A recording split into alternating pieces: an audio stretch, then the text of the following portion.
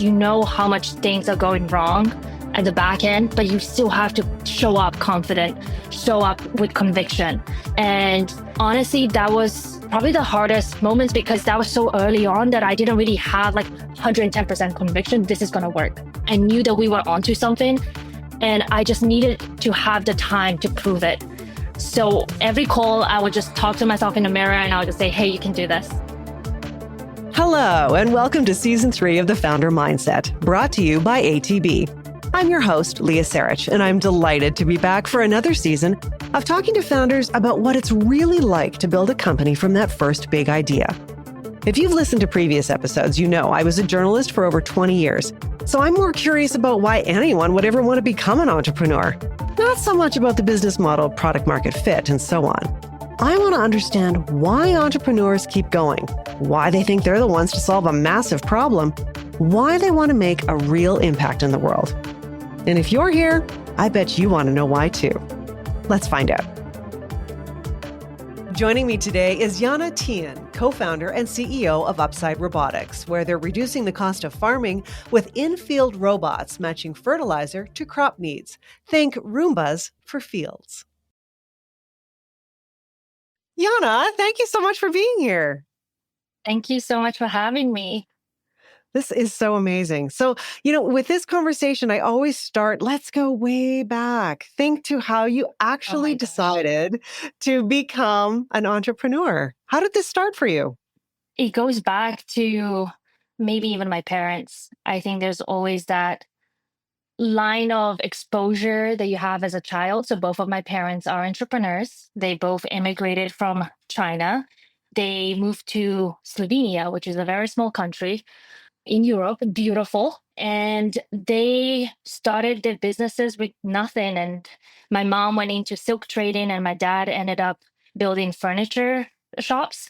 Growing up, seeing them putting 110% into building their businesses and being passionate about something was something that I wanted for myself. But of course, it also had a lot of downs and not ups. So, for example, my dad's furniture shop the first one that he built, a week later, there was a wiring issue in one of the electricals and the entire shop just burned down.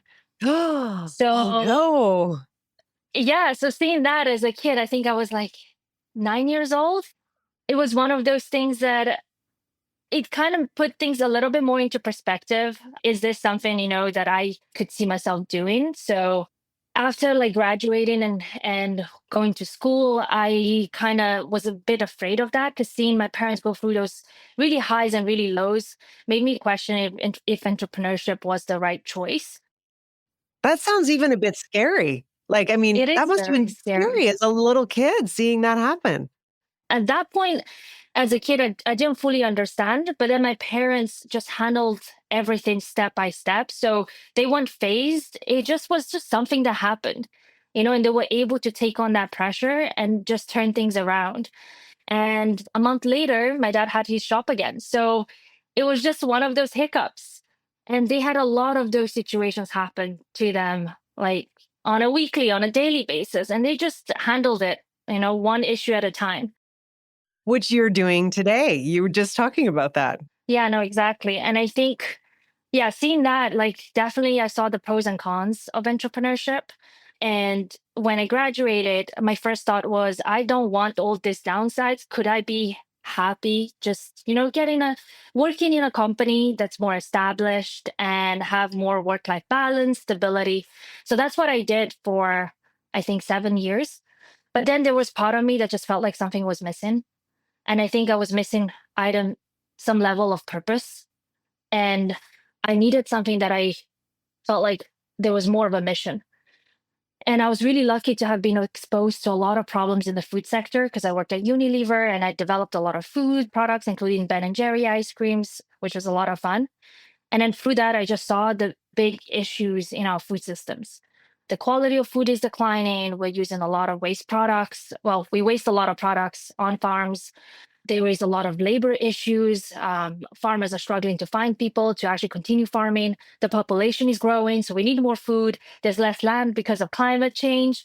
So all of those issues compiled together just made me feel like that was the space that I wanted to dedicate myself into. And I could see myself providing a lot of value. So I just felt like, this is something that I could really dive into and at least give it a shot in trying to solve some of those problems. That's amazing, which you clearly did. We're going to talk about that in 1 second. But I just want to pick up on one thing you said there. You were involved in building Ben and Jerry's. I mean, like that's an iconic brand. That must have been so fun. It was so fun. There were weeks that I had to calibrate my taste buds, so I would just eat vanilla ice cream. No way. Yeah, yeah. So That's that so that was a fun. lot of fun. Yeah, definitely. Yeah, you had an opportunity to really learn about what that looks like from other entrepreneurs as well. Yeah. Yeah, 100%. And it taught me how to bring ideas into a product, but also more scalable products because Unilever is a global company. So I've traveled around a lot from Europe to Asia to North America, bringing and scaling products all across the world. So I knew what it takes to take that through entire product development cycle. So getting exposed to that gave me kind of level of confidence that I can build something. I could probably take it from the idea stage all the way to execution. Ooh, that's exciting. Yeah, giving you that idea that, yeah, I could do that. I could totally do that. Good for you. I love this. You actually said you were sort of a late bloomer to entrepreneurship. As you said, you worked sort of in the big corporate world for quite a while. Yeah, yeah.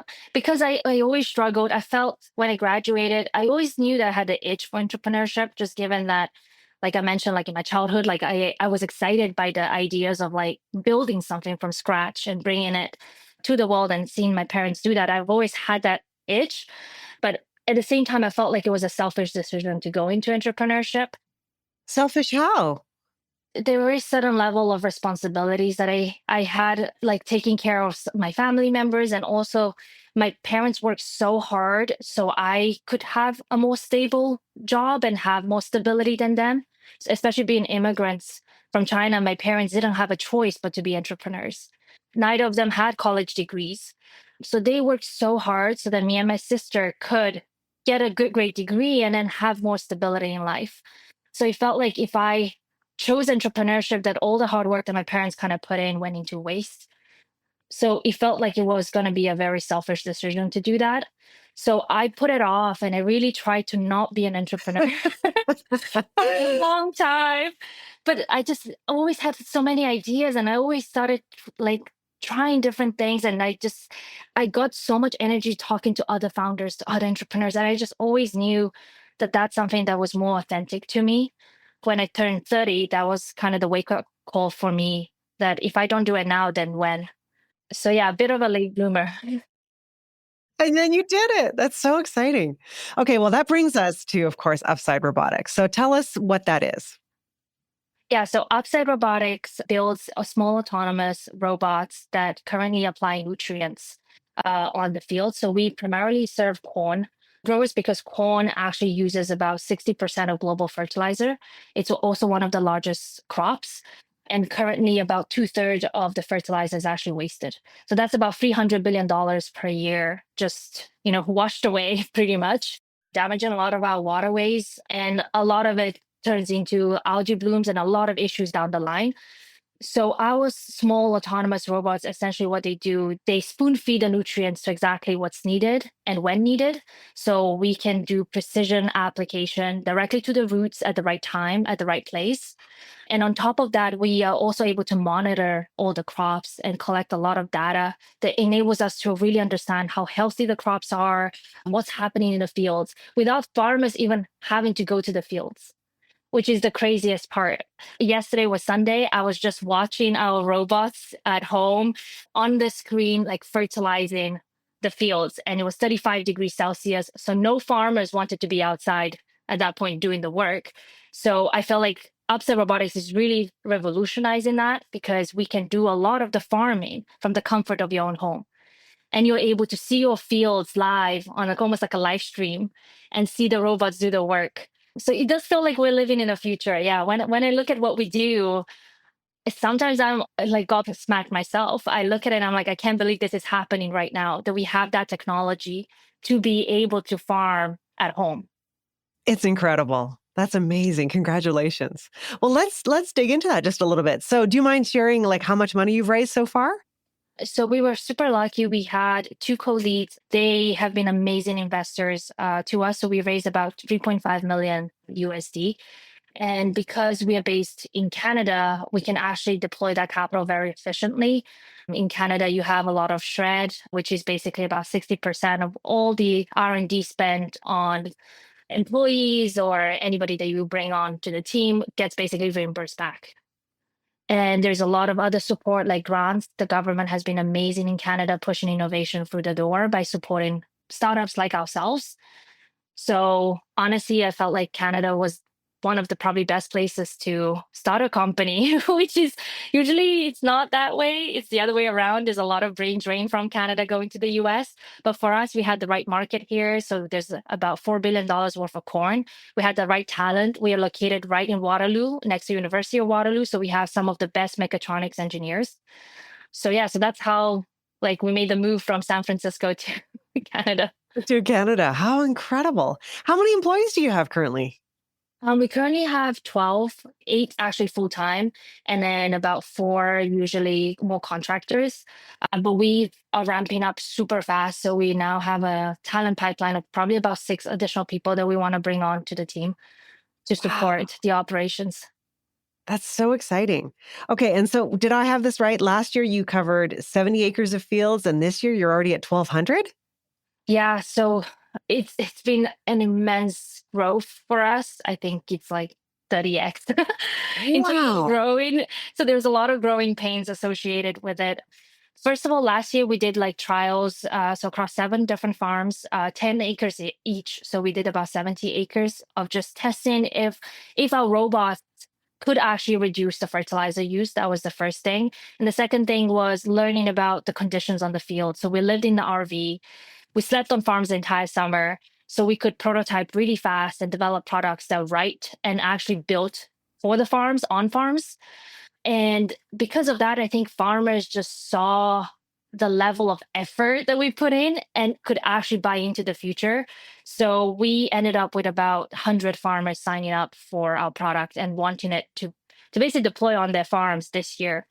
So we actually qualified a lot of the farmers and growers and ended up selecting about 13 of those that we felt like were the right fit. So we ended up deploying 15 systems on 15 fields this year. And are just constantly still building more and more robots to try to basically service those farmers on the wait list. Wow. So, how many robots do you have now? So right now we deployed 15. We are building another 15 in the next week and then probably another 10 the week after. So we're pumping them out. Wow. That's Yeah. unbelievable. I also love the name Maze Runner. Like, that's so great. Yeah, that was a fun name that we came up with when we were on the field.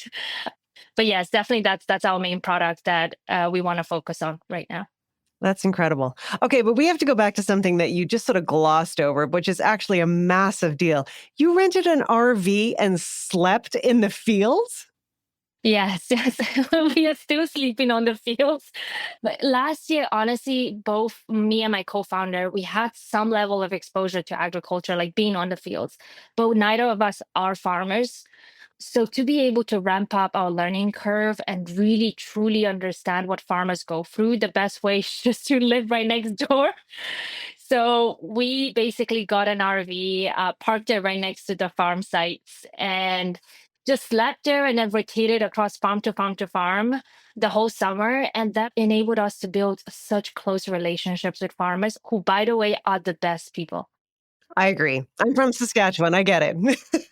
The hardest working, the most humble, just grounded and kind. I cannot, I think the reason why I wake up now, it used to be the product, but now it's because of our customers. Like they feed us when we're on farms. I had yesterday, a farmer has brought us pizza, ice cream, birthday cakes.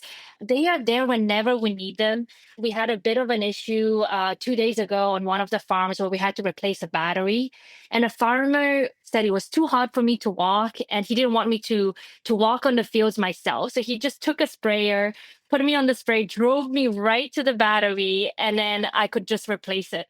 And he just went above and beyond in helping us basically build this technology. And I was really stressed out because I was like, I'm so sorry, our robots are not working right now. Like there was a bit of an issue. And he was just so kind. He was like, don't worry, like, this is your first year. What you guys are doing is so amazing. And he's so sold into it and just wants to be part of it. So I just absolutely love all our customers. How wonderful. I love this for you. And it doesn't surprise me. I'm from Saskatchewan. I've got farming in my family history. So I understand this personality type. But I mean, talk about getting to know your customer. I mean, you're essentially living with them and really getting to understand the problem that you're solving. Yeah, they didn't really have much say in it. We just turned up and just camped outside their door. So they kind of felt sorry for us for the first couple of days. And then, you have a couple of beers with them, and then slowly the friendship develops. And right now, like I felt like every single farmer that we work with, we have kind of friends. We are very transparent with where our technology is. They want to help. When things break, farmers are engineers. They fix things all the time. All the time. So yeah, exactly. And one of the biggest problems with robotics, I feel like, is that like you build tech and then you hand it over, and there is no connection between that. The user doesn't truly understand how does the technology work, and then there's that frustration when things break. So we wanted to bridge that gap and build the trust with our technology by building it with our farmers in mind and them being exposed to it too. So now they totally understand how everything works, and they know when things break, they actually have their own ideas on how they want to fix things or how to make things easier for them. So I honestly think it was very hard to be on farms 24/7 across like the summer. The conditions are not great. It's fun for the first week, but then there's like manure that gets applied. So then you wake up with amazing The smell smell. in the morning. Yeah. You have flies, like it gets unbelievably hot. But it was honestly one of the best decisions that we made. Like we wouldn't have been able to build these authentic relationships with our customers. We wouldn't have learned so much about the conditions of the field. It was a hard thing to do, but I think absolutely the right thing. And even this year, we also have the RV. It goes around different sites. And we're doing the same thing where when we launch something new, we are there observing it and monitoring it 24/7. So if anything goes wrong, like farmers know that we're just right outside their door, literally. Literally. That's incredible. But I mean, talk about building trust, right? With your clients and your customers. I mean, that's so essential when you're building something new. Yeah, yeah, absolutely. And it's a lot to ask of your customers too, especially when it's so cutting edge, because they are taking immense amount of risk by trusting us to fertilize their fields. To put into context, so farmers right now, the way they fertilize is they would apply ahead of time and they will apply immense amounts of fertilizer, hoping that will last the whole season. And unfortunately today, like in the mid of the season, so the season starts in April, ends in probably October, if you realize there's any fertilizer deficiencies in August or July, which can happen if there's a lot of rain, there is nothing that the farmers can do with today's equipment anymore because the tractors will just trample through the corn. So there'll be more damage created by the equipment because corn grows really tall. So you just be basically running over it and killing all the crops rather than adding the nutrients. So there's no benefit or no ROI of doing another application if there's deficiencies, which is why farmers are so conservative and they apply in a lot of excess at the beginning of the season to make sure that there is enough that it will last. Now, our technology enables you to basically go on a weekly basis and go and follow closely more to what the crop needs, which is the crop needs a lot more nitrogen towards the end of the season, not at the beginning. But the way it's been applied is like reverse. So with our technology, we had to ask farmers to not apply nitrogen at the beginning of the season and trust us that we will be able to handle it and that we'll be able to apply nitrogen. So that is each field, probably the revenue of that field usually is about like 100 acres to 200 acres is about $100,000 to $200,000. So if our technology doesn't work, farmers can't go back in. So the level of trust that they had that we could make this work is immense. So this year, all the farmers that we worked with just fully trust us with their field.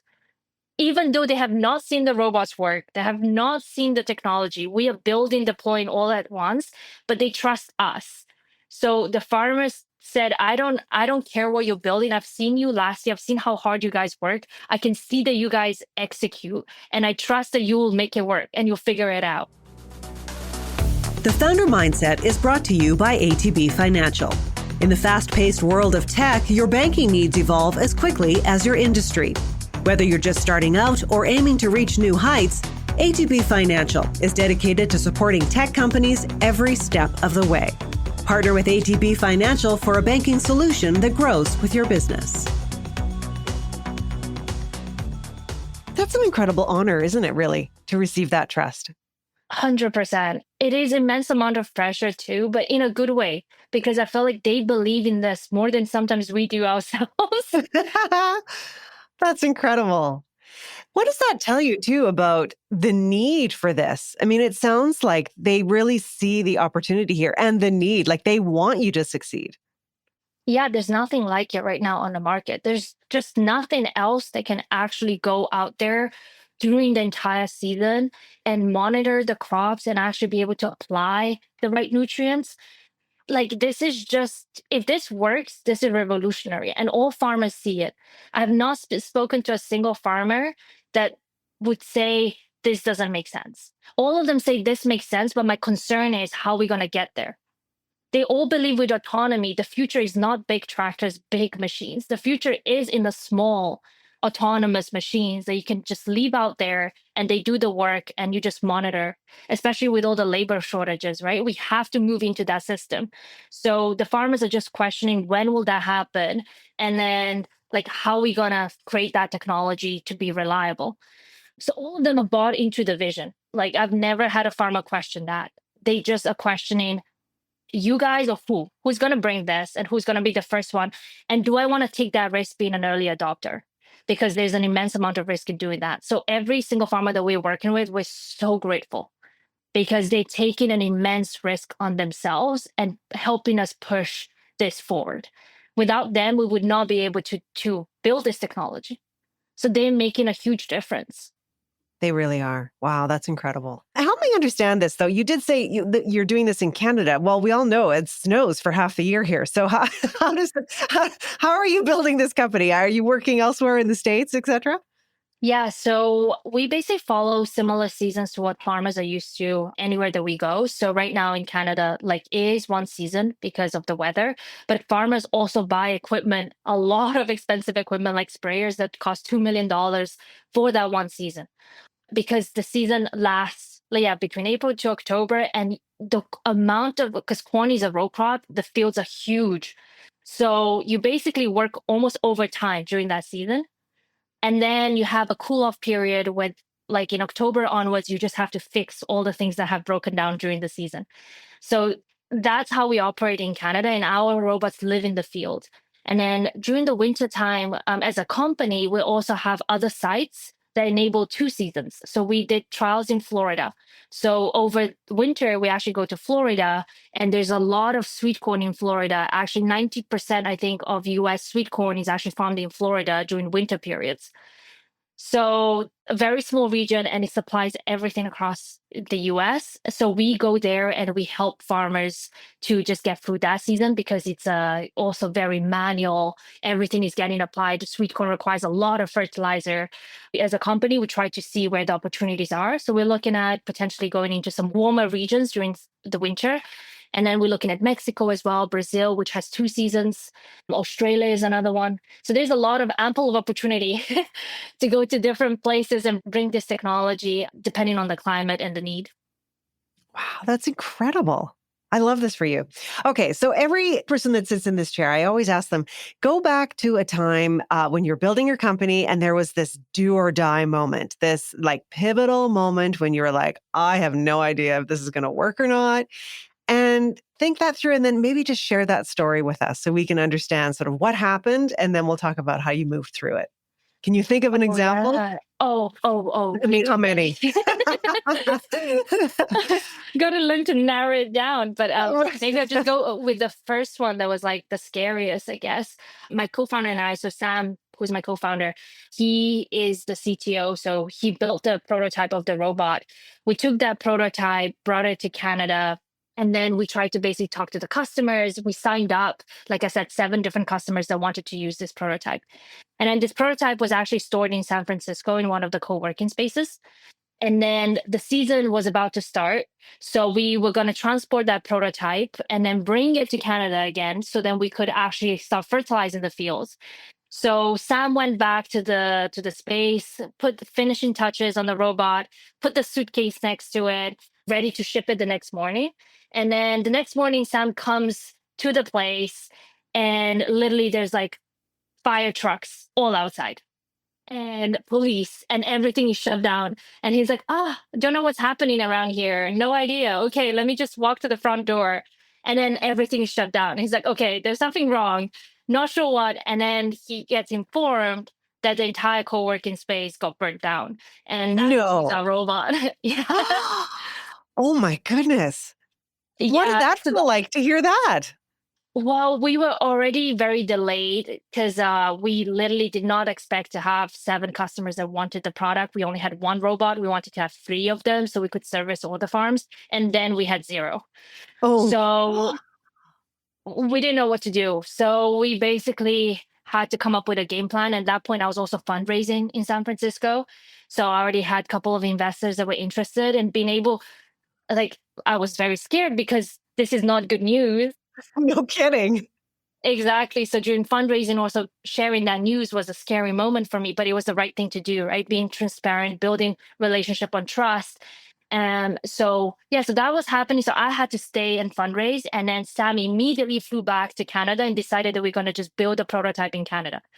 On his way there, he was just buying all the components on his phone, trying to get next day delivery as quickly as possible. He drove around trying to buy the right components and just basically he shut himself in his home for like a week just building. He just spent the whole week and built the prototype in a week. And then we immediately, when I finished my fundraising, I flew back and we got the RV and then we started operating. So there That was is absolutely no break. unbelievable. Okay, but explain to me how you can receive news like that and know what your co-founder is doing and still be out there fundraising. Like, how did you even do that? I mean, at that point, it was really hard to do that, to be honest, because you know how much things are going wrong at the back end, but you still have to show up confident, show up with conviction. And I think for me, honestly, that was probably the hardest moments because that was so early on that I didn't really have like 110% conviction this is going to work. But what I knew was that I wanted to work with my co-founder. I knew that we were onto something and I just needed to have the time to prove it.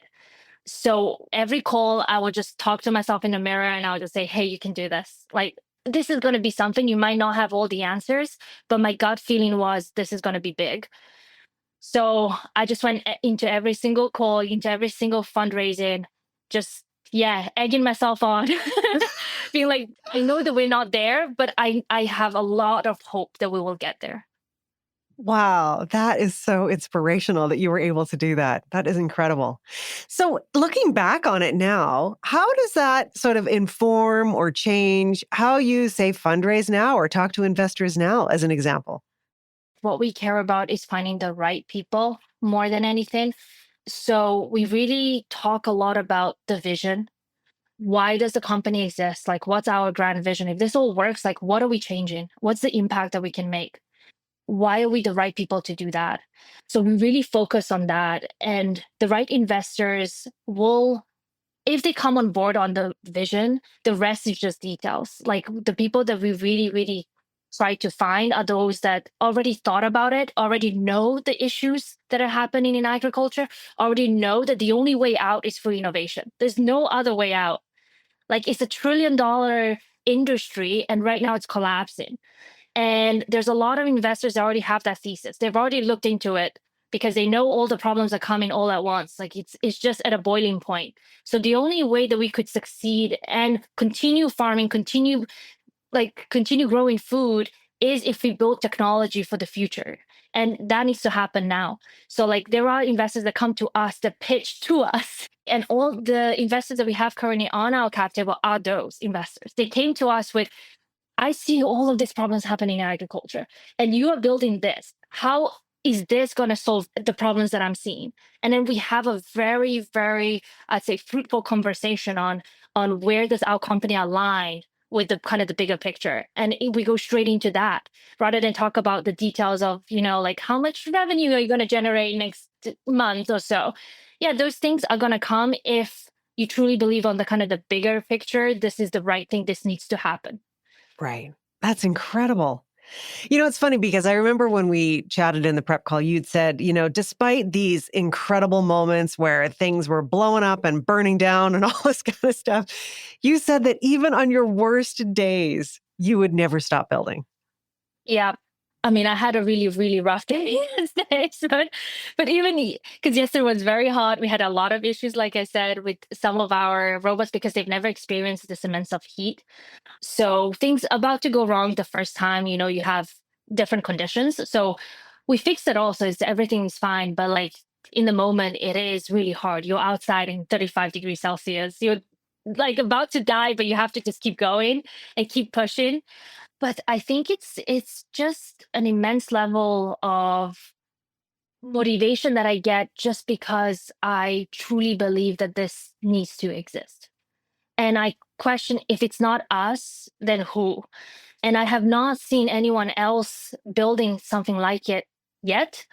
And I also truly believe that we built an incredible team of people that so dedicated into this mission. Like yesterday was Sunday, everybody was working on our team. I had 3 engineers on the fields with me, fixing, figuring out what's going on, and really getting all the robots working by like 1 a.m. in the morning. So it's just that level of purpose and mission. Mhm. But I have to ask, and I do ask every single founder the same question. You just talked about working on Sunday and 24/7 and sleeping in the fields. But like, how, does this leave any room for a personal life? Like, how do you even, or do you have a life outside of the work? Like, how does being an entrepreneur affect your personal life? That's a really hard one. And that's something that I haven't yet figured out. I'm trying to, but just trying to be realistic when you are at early stage of the company. There's a lot of sacrifices that need to be made. And I think a lot of the times being a founder is so glamorized.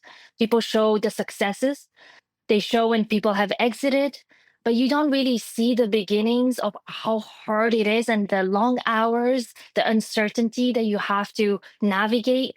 The realistic truth is the beginning couple of years of the company are going to be hard.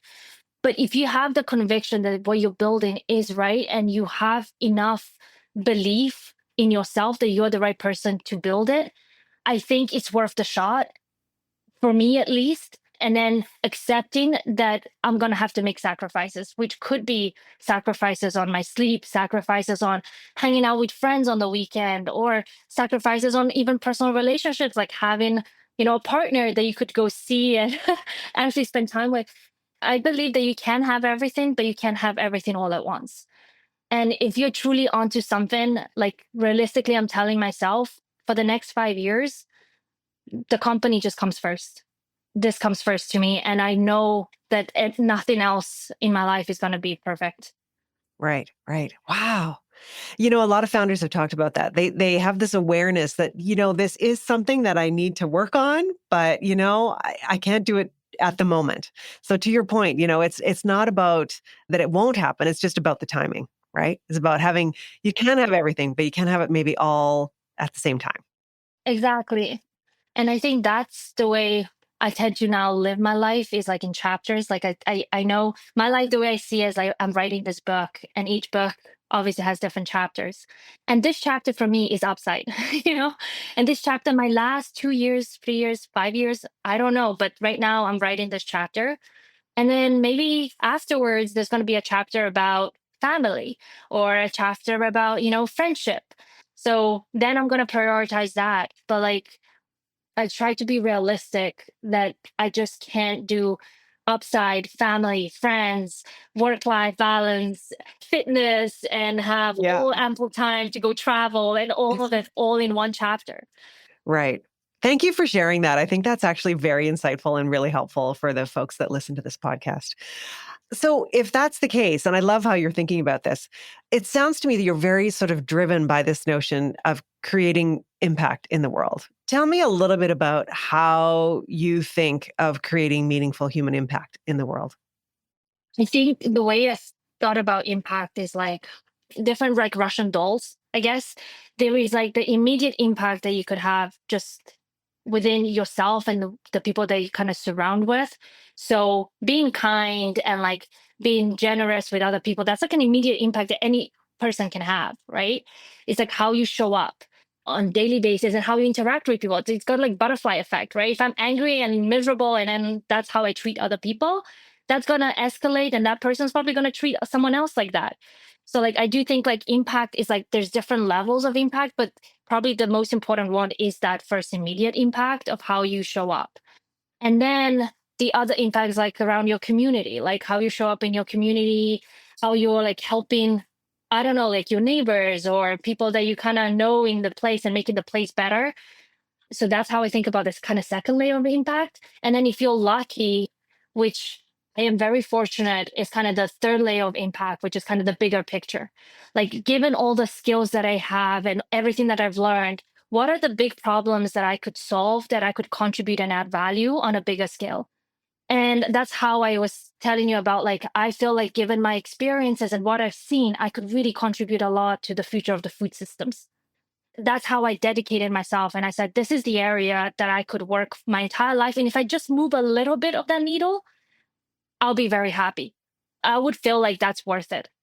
You know, if I can just make food a little bit better for the future generation. And then if I have my own children and I said, hey, your mom, made this whatever vegetable healthier. Your mom used a lot less like required like chemicals and fertilizers to grow this. That's something that I would feel very proud to share. And if I ever have my own kids, I would want them to also build or work on something that they want to like deliver back some value on kind of the grand vision. But not everyone has that because there is obviously like different Maslow hierarchy of needs, right? You have to first look after yourself, look after your community, and then look after, I don't know, like some you might have other responsibilities. So you might never get to that third layer of impact. And that's okay. And that's okay. Yeah. That's totally okay. Like I don't think everyone has to be born with I have to solve this big problem. No, Right. no, no. Take care of yourself first. Take care of your neighbors, take care of the people around you. And then if you have more capacity and space, go and look for problems. There's so many problems in the world to solve. Yes. And look at you solving one of the biggest ones out there. What did you say? You're feeding the next generation of people. I mean, that is huge. Yeah, it's definitely a big problem, and that's why it motivates me. Like, if you're gonna choose any problems, like the way I see it is, I like challenges. So why not pick something that's really hard? That not a lot of people want to like sleep in the RV in the middle of summer to get things to work. Like, I know I have a lot of resilience, and I have immense amount of work ethic. So I want to pick a problem that I know is challenging, and if I can just do a little bit on it, I feel like it's gonna be worth it. Yeah. Yeah. Because, a lot of people would be like, that's just too hard. Like, I can't do that. That doesn't seem like something I could even move the needle on at all. And here you are saying, I'm going to do it. I'm jumping in. I'm throwing my hat in the ring. A lot of people would be saying, no way, that's too hard. But not you. I guess not. Like, I don't know if I'm just, like maybe something's wrong with me. I have no idea. But it's just, yeah, I just feel like for me, having a hard problem that if you can solve it, it's extremely rewarding. Absolutely. And I think you learned that resilience from your parents too. You like, I have some tools here. I have a skill set that I've learned from my parents that is going to allow me to do this work. Yeah, 100%. And I feel like seeing my parents, like even on their worst days, like when everything feels like it's doom and there's nothing that can be done, there's always the next day. My parents always get back up. They've always did.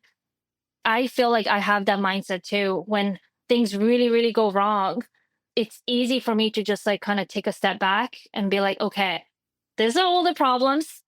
We will be okay. Like we just have to like figure out step by step what's a priority, what do we need to solve first, and then just keep moving and not think too far ahead. Because once you start thinking too far ahead, you start creating all those doubts, and then you can never take the first step.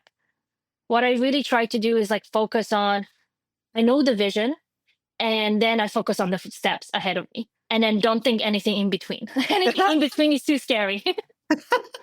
I love that. That is a very interesting way to think about that. Yeah. Get the big vision and then just the one step at a time. The middle, One let's not step worry at a about time. that. Yeah, yeah. Because the middle is where all the doubts creep in, right? Because if you've never done it, anything, or if you're bringing new technology, you're gonna have thousands of reasons why it's not gonna work. Everyone's gonna tell you, oh, but then this and that, and then you're not gonna be able to get growers because they're not gonna trust you. I got 15 amazing growers that love us right now, so that's what I'm gonna focus on. The next 100 are gonna come, but I'm not gonna focus on the next 100 until I deliver to this 15. That's an incredible way to think about it. Okay, so as we start looking down the road and wrapping up this conversation, I ask everybody the same two questions. So let's ask that to you now. So you're the co-founder of Upside Robotics. You're writing the story for your company. How do you hope the story goes for Upside? Upside just got started, to be honest. I have an immense amount of ambition with this company because I truly believe right now is the right time for robotics, and especially robotics that has a positive societal impact and can also solve climate change. And I felt like upside is basically, that's why we called it upside, because we wanted it to have an upside on the society, an upside on the planet, and an upside to our investors. So it's just a constant reminder that all the robots that we're going to build, and I'm pretty sure this is not our first robot, need to basically meet those criteria. And we're starting with agriculture because it's just in the dire need right now. There's so much that's happening and things are moving so fast that we have to deliver and bring that technology first to the farmers. I do see that once we build those capabilities, right now we can drive basically all our robots autonomously. And we got that done in like 8 months, which is incredible in terms of timeline. It just shows the talent that we have built. Like the engineers that we have are honestly some of the best. And I lived in San Francisco. I've seen engineers there. I worked with a lot of engineers around the world, and I can hands down say that the group of engineers that we have are the best of the best. And I'm so lucky to have found them. So we started with basically our first product, which is the Maze Runner, like solving critical problems in agriculture. But the same level of technology on autonomy on actual hardware can be applied across multiple verticals. So it doesn't stop us from solving problems in the medical like area fields or going into construction, or there's so many different verticals that you could still utilize similar type of technology, maybe in a little bit of different format, and solve big problems there. So I just want Upside to just build capabilities that basically enable robotics to make a positive impact and build robotics that actually make sense and deliver value. You're founding this company. How do you hope your own personal story goes as a co-founder? I haven't really thought about myself for some time. I've really been just thinking about Upside, but I am so energized by Upside that it's kind of part of my identity too now, right? Like it's part of me. So I just really hope that I get to see it grow. I get to see it continuously develop and build value, provide great products to our customers. And I really enjoy the team that we have. So on a personal level, I'm very fulfilled. I kind of don't want this to ever stop, but I do want it to calm down a little. So I I'm do sure. want to make sure that I'm able at some point to build some work-life balance. I'm able to spend more time with family, more time with friends. And I hope we are slowly getting there right now with seed stage. We're moving towards Series A. Hopefully at Series A, Series B, we'll have more capacity to bring on more people, and then things will stabilize on the product level as well. So for me, like just continuously trying to basically build this company, work with my amazing team, and just see where this goes. Like I am very open to where this takes us. So I'm not trying to have any plans for myself and just take one step at a time. Which you're very good at it. Jana, thank you so much for this conversation. No, thank you so much for having me. This was fun.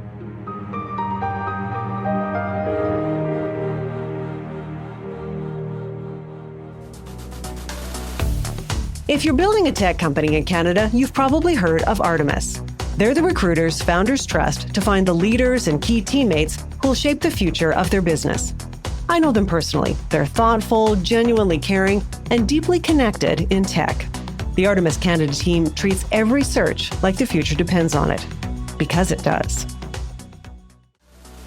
Hey innovators, Calgary is buzzing with groundbreaking ideas and talent. The Opportunity Calgary Investment Fund is fueling our future by investing in innovation to build a diverse and resilient economy. Dive into the details at opportunitycalgary.com. API is helping innovators accelerate from idea to impact. Whether it's pharmaceuticals, medical devices and diagnostics, health technologies, or natural health products, API supports the full journey, from early research to clinical and commercial manufacturing. API bridges the gap between academia and industry right here in Canada.